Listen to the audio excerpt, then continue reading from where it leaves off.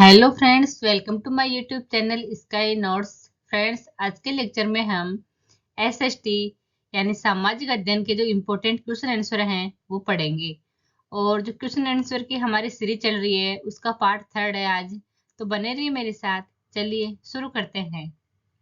सबसे पहले क्वेश्चन है क्वेश्चन नंबर 41।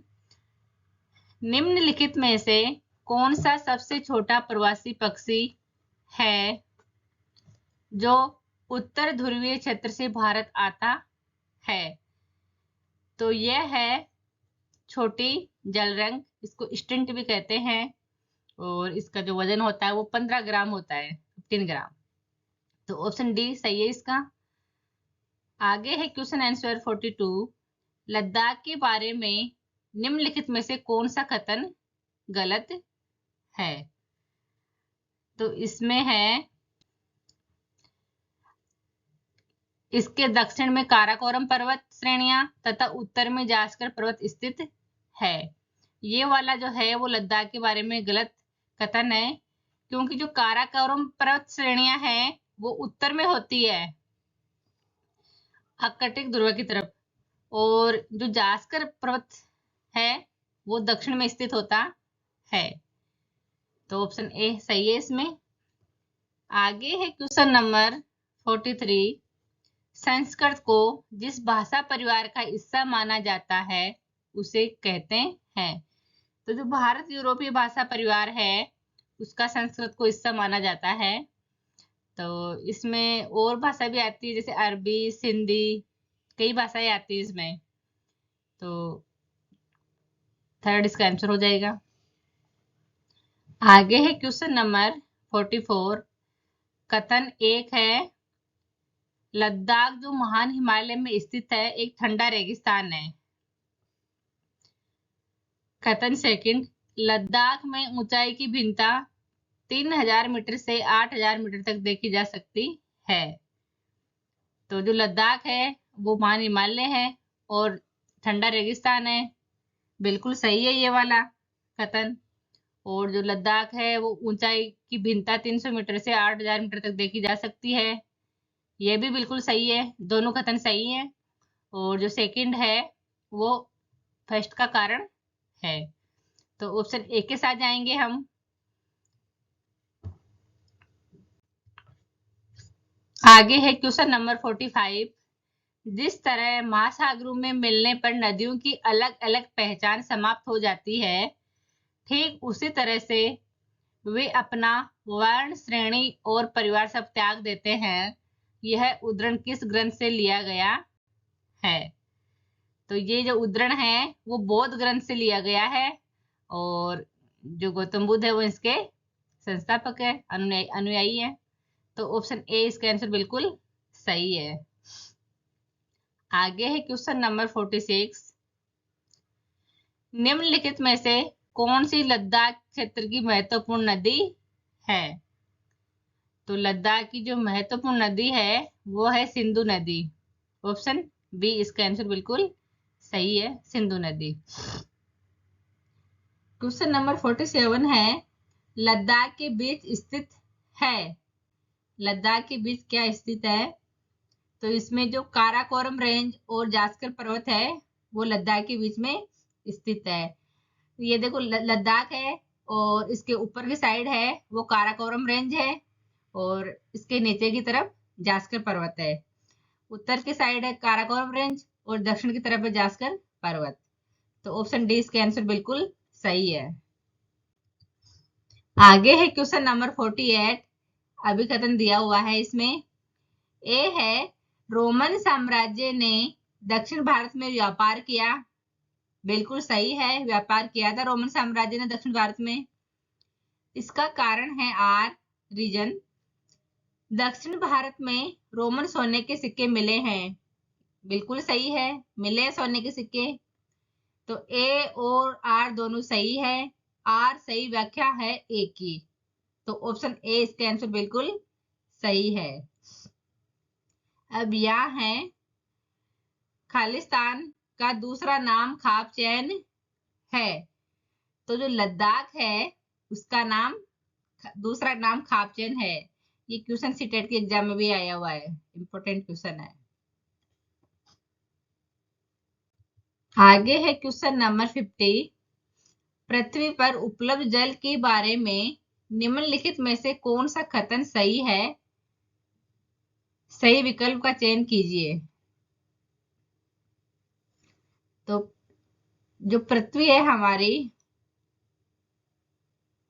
उस पर पृथ्वी में उपलब्ध जल राशि का केवल 5% ही जल है।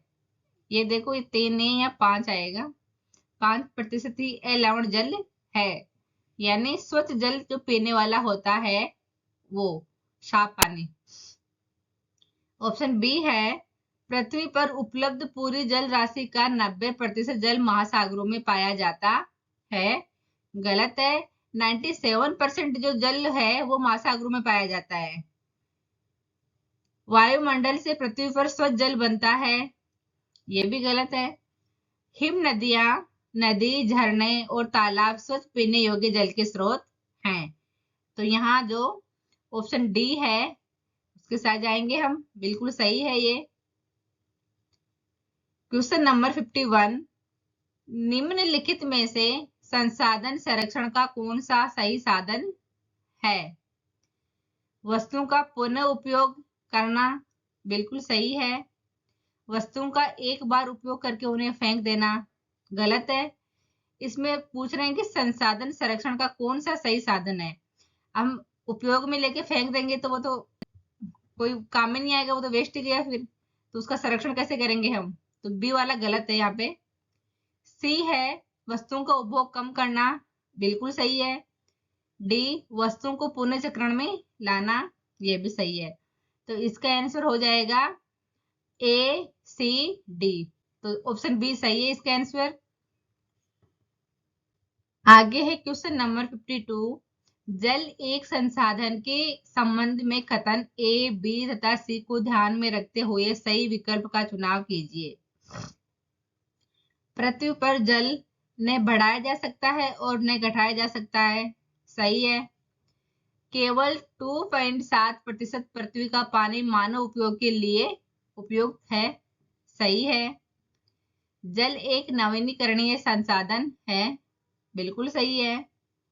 तो इसमें ए बी सी तीनों ऑप्शन सही है, तो ये डी ऑप्शन में दिए हुए हैं, तो डी इसका बिल्कुल सही आंसर है। डी के साथ जाएंगे हम। आगे है क्वेश्चन नंबर 53। विजयालय कुरियर के चोलू के परिवार के थे, निम्नलिखित में से किसके अधीनस्थ थे ये? तो ये है पल्लवों के अधीन थे ये। ऑप्शन सी इसका आंसर बिल्कुल सही है। आगे है क्वेश्चन 54।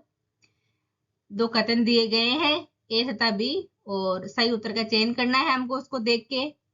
पहला कथन है ए, पृथ्वी का खिंचाव बल सौर मंडल को बांधे रखता है, गलत है ये, गलत है ये, क्योंकि सूर्य का खिंचाव है वो सौर मंडल को बांधे रखता है। तो यहाँ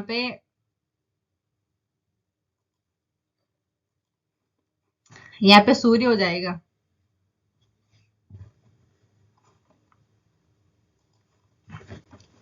यहाँ पृथ्वी की जगह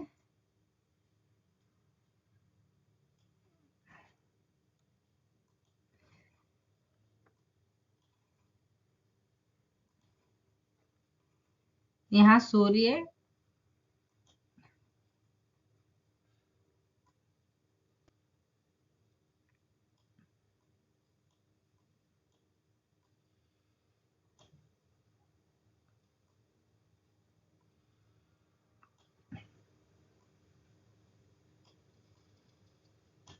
यहाँ सूर्य हो जाएगा। सूर्य का जो खिंचाव बल है वो सौर मंडल को बांधे रखता है।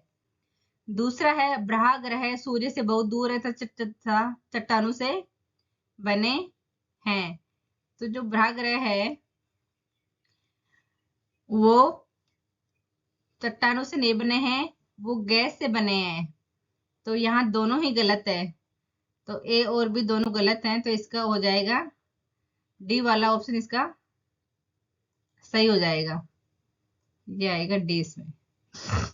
आगे है क्वेश्चन नंबर 55। ब्लाइंड डॉल्फिन की एक किस्म जिसे गंगा सोंस भी कहा जाता है, गंगा नदी और कौन सी नदी में पाई जाती है? तो ये सिंधु नदी में, गंगा नदी और सिंधु नदी में पाई जाती है।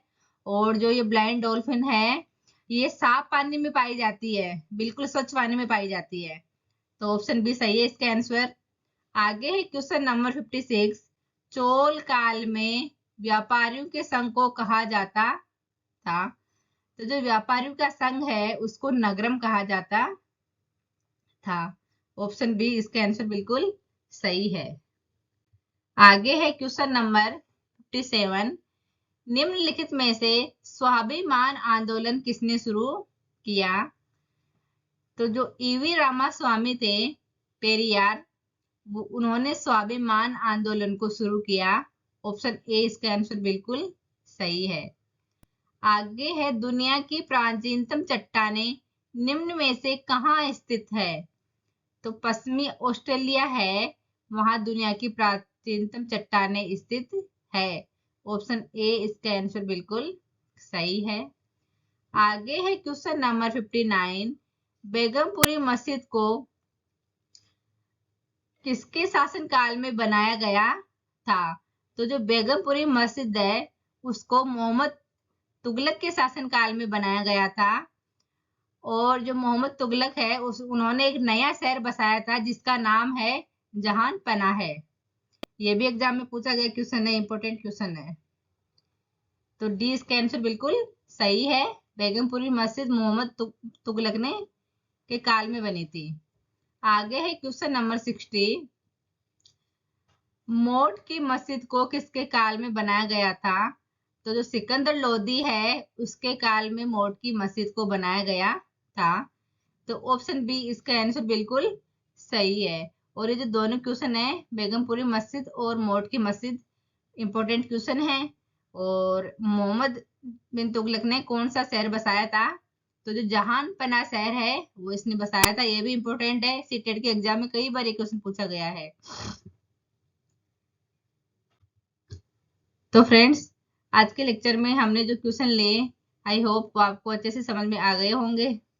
और अगर आज का लेक्चर आपको अच्छा लगा हो तो वीडियो को लाइक करो और शेयर करो। मिलते हैं अगली क्लास में ऐसे ही एक नए क्वेश्चन आंसर की सीरीज के साथ में। Thank you.